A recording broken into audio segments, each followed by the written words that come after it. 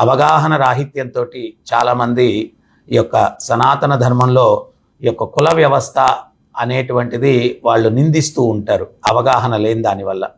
స్వామి ప్రభుపాదుల వారు రష్యాకు వెళ్ళినప్పుడు వారు కూడా మీ యొక్క సమాజంలో అంత కుల వ్యవస్థ ఉంది అన్నారు.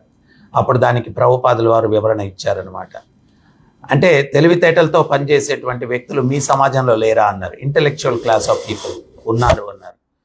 వాళ్ళని మేము టెక్నికల్గా బ్రాహ్మణులు అని చెప్తాము. తర్వాత అడ్మినిస్ట్రేటివ్ క్లాస్ ఆఫ్ పీపుల్ లేరా అన్నారు. ఉన్నారు అన్నారు. వాళ్ళని మేము టెక్నికల్గా క్షత్రియులు అని అంటాము అన్నారు. తర్వాత వ్యాపారస్తులు లేరా అని అడిగారు. ఉన్నారు అన్నారు. సో వాళ్ళని మేము టెక్నికల్గా వైశ్యులు అని అంటాము అన్నారు.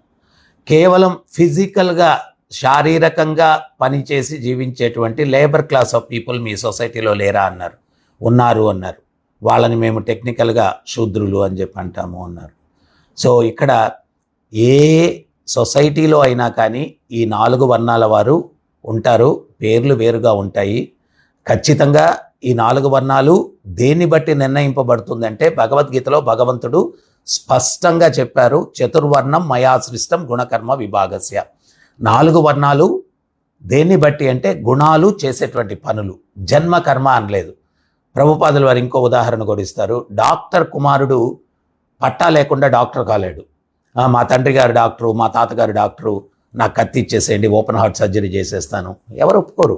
అతనికి డిగ్రీ ఉండాలి. సో అదే రకంగా తాత ముత్తాతలు బ్రాహ్మణులు అయి ఉండొచ్చు, కానీ ఇతనిలో ఆ బ్రాహ్మణత్వం ఉందా? ఆ బ్రాహ్మణత్వం అంటే కూడా ఏంటి అనేటువంటిది భగవద్గీతలో భగవంతుడు చెప్పారు. సమోద్ధమ తపస్సౌచం శాంతి మాధ్యమమేవచ జ్ఞాన విజ్ఞానమాస్తిక్యం బ్రహ్మకర్మ స్వభావజం. సమ దమ తపస్సు శాంతి జ్ఞానం విజ్ఞానం ఈ యొక్క లక్షణాలన్నీ కలిగినటువంటి వాడు బ్రాహ్మణుడు అని చెప్పి భగవద్గీతలో బ్రాహ్మణునికి ఉండాల్సినటువంటి లక్షణాలు కూడా చెప్పడం జరిగిందనమాట.